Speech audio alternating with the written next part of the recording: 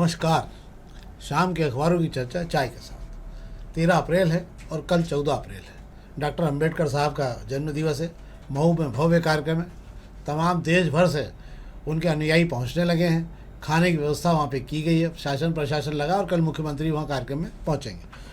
कल हम उस कार्यक्रम की पूरी जानकारी भी आपको देंगे। आज हम जो है खबरों से शुरू करते हैं। आज पत्रिका की खबरों शुरू करेंगे।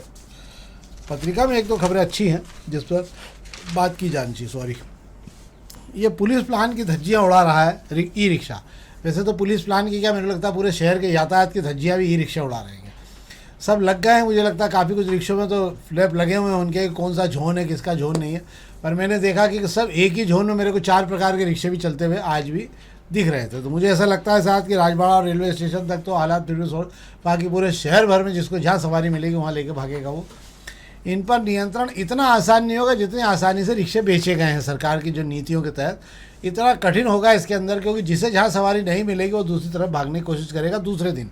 आज अगर चला भी लेगा रिक्शा तो दूसरे क्षेत्र में भागेगा क्योंकि यहाँ सवारियाँ नहीं मिलेगी उसे।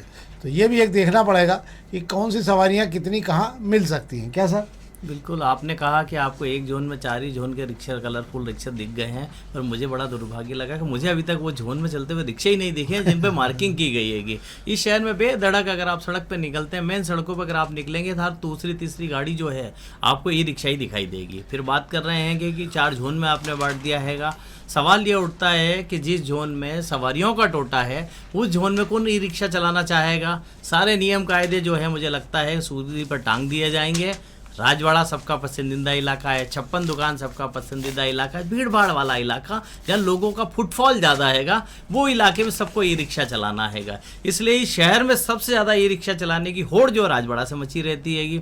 अब आप लाख कोशिश कर लो, तमाम जतन कर लो, राजवाड़ा के सराउंडिंग एरिया में जितनी भी सड़कें हैं वे सब ई रिक्शा से भरी हुई हैगी। शहर के किसी भी कोने में आपको जाना हो, राजवाड़ा के सराउंडिंग एरिया में आप पहुँच जाइए, आपको हर जगह का, इस शहर के हर कोने में जाने का आपको ई रिक्शा मिल जाएगा। कहीं आपको दिक्कत होनी नहीं है। इसलिए जोन में जो आपने बांट के आप कोशिश कर रहे हैं वो कितनी कामयाब हो रही है ये पता चल रहा है कि आप वक्त पे वक्त बढ़ाए जा रहे हैं।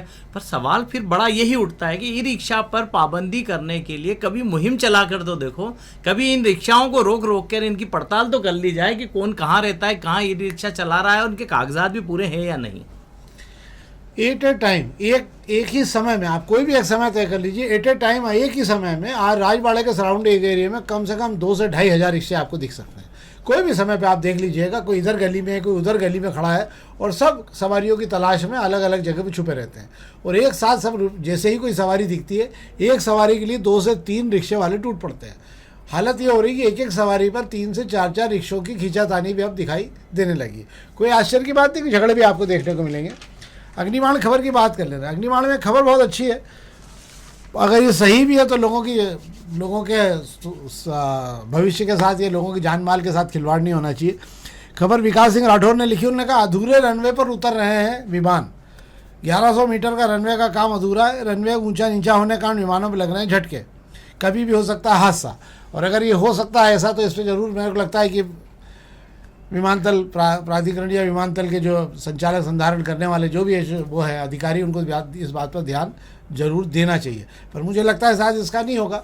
बहुत बार रनवे पे प्लेन उतरते हैं तो जो बहुत एक्सपर्ट पायलट होता है वो आपको बिल्कुल धचका भी नहीं लगने देता जरा भी, कि उसके अंदर जरा भी आपको हल्का सा जर्क महसूस होता है और रनवे पे प्लेन उतर जाता है। बहुत बार जो धड़ से एकदम उतरता है प्लेन और लगता है कि यार क्या हुआ है। तो बहुत बार ये सब चीज़ें भी होती हैं। क्या साहब? अगर अधूरे रनवे पे विमान उतर रहे हैं तो मुझे लगता है कि जान माल की तो बात ठीक है, आप जीवन से खिलवाड़ कर रहे हैं जो यात्रा कर रहे हैं उनके साथ में। एयरपोर्ट अथॉरिटी की आंखें खोलने के लिए मुझे लगता है ये खबर जो है काफ़ी चौंकाने वाली भी दिखाई दे रही है और आंखें खोलने के लिए काफ़ी हैगी। तो एयरपोर्ट को आपने 24 घंटे खुला रख दिया, रात में भी जो है आप विमानों की आवाजाही हो रही हैगी। ऐसे में 1 किलोमीटर से ज़्यादा के रनवे पर डामर नहीं चढ़ा होने की वजह से वो जो रनवे है वो समतल ना होकर उबड़ खाबड़ेगा। जब वहाँ से जब लैंडिंग और वहाँ से जब अराइवल होता है तब वहाँ पर आप ऐसा महसूस, ऐसा कि खबर कह रही है कि यात्रियों को महसूस होता है कि नीचे डचके में चल रहे हैं। अब इंदौर शहर मतलब ये तो वो बात हो गई कि इंदौर शहर में जब खड्डों भरी सड़कें हैं, सड़कों से आप गुजरते हैं तो आपने जो है कहा जाता है कि अपने से खुद ही ख्याल रखिएगा, आप उबड़ खाबड़ रास्तों से गुजर रहे। तो अभी इंदौर का एयरपोर्ट का रनवे भी ऐसे ही हो गया है। बड़ी मतलब चौंकाने वाली खबर है ये। हाँ, तो इसीलिए कहा जाता है जैसे ही आप उतरते धड़ धड़ होने लगता है प्लेन, समझ लीजिए इंदौर आ गया। तो स्वागत है आपका इंदौर में, पूरी सड़कें खुद ही पड़ी हुई हैं। एक और खबर बात कर लें, न्यू सुंदर नगर में आज अवैध रूप से बने 17 रो हाउस ढहाए गएंगे। 1 घंटे नगर निगम ने कार्रवाई की, पुलिस बल का इंतजार करते रही, पर वहाँ पर 17 मकान तोड़े गएंगे। बाणगंगा और जगदीश नगर के समीप बना हुआ था न्यू सुंदर नगर। ये सब अवैध कॉलोनी की श्रेणी में है। जी बिल्कुल, आपको मैं बता देता हूँ, ये बात की जा रही है जगदीश नगर की ही बात की जा रही है, जिसे अब न्यू सुंदर नगर कहा जाने लगा है। जमीन के जो जादूगर होते हैं, जो अवैध कॉलोनियाँ काटते हैं, वे अपने आप को बचाने के लिए कॉलोनियों का नाम तक पलट देते हैं। पहले इसे जगदीश नगर कहा जाता था, अब जिसे न्यू सुंदर नगर कहा जा रहा हैगा। यहाँ पर आपको बता दूं कि भट्टे हैंगे, भट्टे के आड़ में भट्टों को ईंटें बनाने का काम यहाँ हुआ करता था, और अब मुझे गिनती के भट्टे बचे हैंगे। काम तो अब इतना हो नहीं रहा है, लेकिन उसकी आड़ में यहाँ पर जितनी जगह बची हुई उसे बेचने और खरीदी बिक्री का काम तो ठीक था। अब वहाँ पर जो भूमाफियाओं की नज़र ऐसी पड़ी है कि वहाँ पर रो हाउसेज बनाकर बेच रहे हैं। 10 बाई 40 के छोटे छोटे रो हाउस तैयार कर लिए गए। मुझे समझ ये नहीं आता कि नगर निगम को जब रो हाउस पूरे बन गए तब उनकी नज़र क्यों पड़ी। जिस दिन उसकी पहली नींव डली थी उस दिन नगर निगम के जिम्मेदार अफसर क्या सो रहे थे? वो पूरी इमारत बन गई, वो 12 रो हाउस बनकर तैयार हो गए, और ऐसा ना हो कि किसी गरीबों को वो भेज भी दिए गए हो। ऐसे में आज बुलडोजर चलाकर आपने तो वाहवाही लूट ली, पर इसके असल गुनाहगार और इसके असल गुनाहगार आप इसलिए माने जाओगे कि जिस दिन वो बनना शुरू हुआ था उस दिन रोकने की जिम्मेदारी आपकी थी। जिस तरीके से आज आप सीना ताने उसको तोड़ने के लिए खड़े हो गए थे। अब हम प्रभात कल्याण खबरों की बात कर लेंगे। प्रभात कल्याण खबरों में बात करें, एक तो सोलर प्लांट से बनने लगी बिजली। हम नगर निगम ने जो सोलर पैनल को लेकर पब्लिक इशू लाए थे, जिसको लेकर बड़ा हल्ला ही मचा था बात, इसका श्रेय उन अधिकारियों को जाता है सोलर पैनल का, जिन्होंने इस पूरे प्लान को तैयार किया था और इसको शहर तक लाए थे। उसमें मनीष सिंह से लेकर आशीष सिंह जी और प्रतिभा पाल तक शामिल हैं। प्रतिभा पाल ही इसको 16 छन्नों से निकाल कर इस पब्लिक इशू को तैयार करके लाई थी, क्योंकि उस समय नगर निगम में कोई भी सरकार नहीं थी। इसलिए उन्होंने पूरे तैयारी करके और पब्लिक इशू लाने के कुछ समय बाद ही वे चली भी गई थी वहाँ से। क्या बॉस? जी बिल्कुल, ग्रीन बॉन्ड्स के जरिए देश भर से आपने जो है नगर निगम इंदौर पहला ऐसा नगर निगम बना था जिसने इतने बड़े प्रोजेक्ट के लिए ग्रीन बॉन्ड लाया था, और ग्रीन बॉन्ड पर देश भर के लोगों ने भरोसा जताया था कि देश का सबसे साफ शहर रहेगा, और ग्रीन बॉन्ड से 244 करोड़ रुपए नगर निगम ने जुटाए थे। अब सोलर प्लांट को लगाने की तैयारी कर ली गई। मुख्यमंत्री मोहन यादव से उसकी विधिवत शुरुआत के लिए परसों ही महापौर पुष्पमित्र भार्गव भोपाल जाकर मिलकर आए हैं। मुख्यमंत्री ने वादा किया कि इस महीने वे जब भी इंदौर आएंगे वे इसको लेकर जो है बड़ा कार्यक्रम कर इस सोलर प्लांट को शुरू कर देंगे विधिवत रूप से। हालांकि प्लांट ने अपना काम शुरू कर दिया है। 3 मार्च को प्लांट ने अपना काम शुरू किया था ट्रायल पीरियड में। ट्रायल पीरियड के पूरा मार्च रहा। इस दौरान 66 लाख यूनिट जो है प्लांट ने तैयार किए हैं। ये बड़ी खुशी की बात है। अब बात कर रहे हैं अप्रैल में विधिवत रूप से अपना पूरा पूरे ताकत के साथ जो है प्लांट ने अपना काम चालू कर दिया। 3 लाख यूनिट रोजाना बना रहा है। आपको बता दूं इस प्लांट से नगर निगम को हर महीने कम से कम 4.5 से 5 करोड़ रुपए की बिजली बचेगी। आपको बता दूं इंदौर शहर में जो हम लोग पानी पीते हैं वो इस देश में सबसे महंगा पानी हैगा, जो 80 किलोमीटर दूर से जो है पंपिंग करके इंदौर तक लाया जाता हैगा। उस पर हर साल हर महीने जो बिजली का खर्च आता है वो 25 से 30 करोड़ रुपए के बीच में आता हैगा। 4 से 5 करोड़ रुपए ये सोलर प्लांट हर महीने बिजली का खर्च हमारा बचाएगा। तो एक अच्छा प्रयास भी था निश्चित रूप से। मुझे लगता है इसी का और विस्तार किया जाए, ताकि जो 25 करोड़ रुपए के लगभग का जो हमारा खर्च है वो आधा हो जाए, कम से कम 12 करोड़ के लगभग हो जाए, तो इससे बड़ी राहत भी मिलेगी। अब हम दोपहर की खबरों की बात कर लेंगे। दोपहर की 2 खबरों की हम बात करेंगे। एक तो विश्वविद्यालय से जुड़ी हुई है। इंदौर विश्वविद्यालय ने जो चैट जीपीटी और जेमिनी का इस्तेमाल जो है आजकल परीक्षा में जो बच्चे जो परीक्षा दे रहे हैं उन लोगों ने इसका उपयोग करना, एआई के माध्यम से इसका उपयोग करके उन्होंने अपनी कापियाँ भरना शुरू किए। ऐसे 50 मामले जो हैं पकड़े गए हैं चीटिंग के, जिसके अंदर एआई का उपयोग किया गया था, और एआई के उपयोग से उन्होंने जो है एक जैसे सवालों के उत्तर लगभग सब जगह मिले। जहाँ जो पाया गया कि चैट जीपीटी का और जेमिनी का उपयोग करके ये कापियाँ लिखी गई थी अलग अलग जगहों पर। अंदाज लग गया, जांच हुई। इसके बाद में अब विश्वविद्यालय ने भी और तैयारियां शुरू कर दी है सख्ती से, ताकि इसका जो है उपयोग वहाँ पर अंदर नहीं किया जा सके। क्या सब नकल में भी अकल की ज़रूरत होती है। जब हमने देखा है कि जब चीटिंग का दौर चला करता था तब अगर किसी क्लास में चीटिंग कराई जाती थी तो अब वो जिन्होंने पढ़ाई लिखाई नहीं की है, चीटिंग में जैसा बताया जाता है वैसा का वैसा सारे उतार देते थे।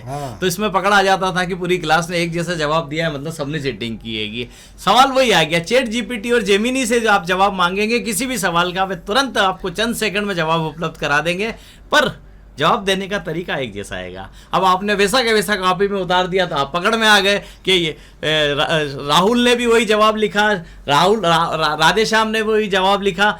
एक जैसा जवाब कैसे हो सकता है? क्योंकि स्कूल में जब हमें या कॉलेज में जब हमें पढ़ाया जाता है तो उसके जवाब को लेकर हमें विस्तार से चर्चा की जाती है, उसको समझाया जाता है कि ना कि एक जैसा रटा रटाया जवाब दिया जाता है।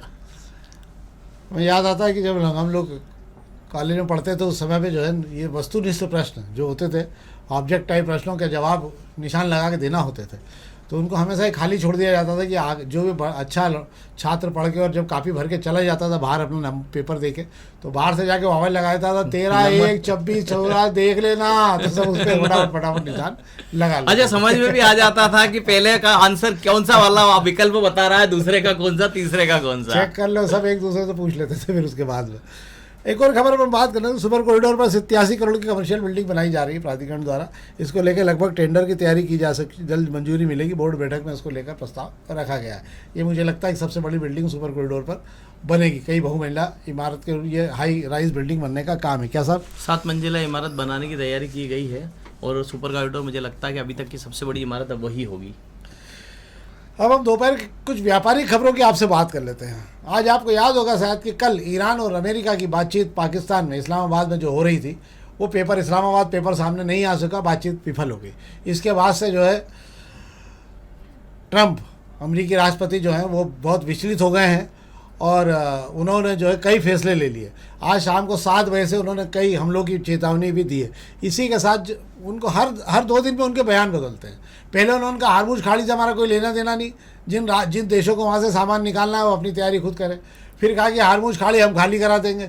फिर कहा हारमुज खाड़ी के साथ जो हम पार्टनरशिप कर लेंगे, अगर ईरान पैसे लेता है तो हम मिल के टोल लेंगे। अब उन्होंने कहा नहीं, हारमुज खाड़ी किसी के नियंत्रण में नहीं रहेगी, इसे हम पूरी तरह से खाली करा देंगे। इसके कारण हो ये रहा है आज एकदम तेल की कीमतों में भारी आग लग गई और एक बार फिर 105-110 रुपये के लगभग पहुंच गई। हारमुज खाड़ी पर ईरान ने तो अपने तैयारी कर ही ली कि जहाज नहीं निकलेंगे, पर अमेरिका ने भी ये तैयारी कर ली कि अगर ईरान की सहमति से भी कोई जहाज निकलने की कोशिश करेगा तो नहीं निकलने जाएगा। इसी के साथ ईरान से जो कच्चा तेल ले रहे थे उनको भी रोक लगा दी। ईरान की कमर तोड़ने के लिए कच्चे तेल के उपयोग पर जितना ज़्यादा रोक लगेगी ईरान को उतना ज़्यादा नुकसान होगा। और अमेरिका यही चाहता कि जितना ज़्यादा नुकसान किया जा सके उतनी कमर तोड़ी जा सकेगी, और इसीलिए आज से हमले की तैयारियां भी की गई हैं। पर इसका असर ये हुआ कि शेयर बाजार आज खुलते से ही लगभग 1600-1700 अंकों में टूट गया। सुधार होने की गुंजाइश थोड़ी बहुत बनी रही, कुछ सुधरा, पर चांदी एक बार में 6000 पर टूट गया और सोना 1100 रुपये टूट गया। जानकारों का मानना है कि चांदी जो है किसी और नीचे आएगी, 236 के लगभग आ जाएगी और नीचे जाके। सोना 149-148 के लगभग फिर से जाने की स्थिति में आएगा। अभी 151 के लगभग बना हुआ है। तो सोने और चांदी की हालत ये रही आज, और बाजार इसी स्थिति में बना रहा है। मुझे लगता है कि कल भी यही स्थिति, कल अम्बेडकर जयंती शायद छुट्टी रहेगी कल जी। अगर शेयर बाजार की छुट्टी रहेगी तो कल हालात सामान्य रहेंगे। पर रुपया भी आज टूटा और आज से रुपया फिर टूटना शुरू हो जाए, क्योंकि हमले के बाद ही अब हमको और महंगा कच्चा तेल खरीदना पड़ेगा। अर्थशास्त्रियों का मानना है कि आने वाले दिनों में भारत में आयातित महंगाई इतनी ज़्यादा बढ़ जाएगी कि आपकी हर चीज़ पर उसका असर दिखेगा। समय का इंतज़ार करना होगा केवल 5 राज्यों के चुनाव होने तक। इसके बाद में आपको पेट्रोल डीजल सहित कई सामानों की महंगाई एक साथ दिखाई देने लगेगी।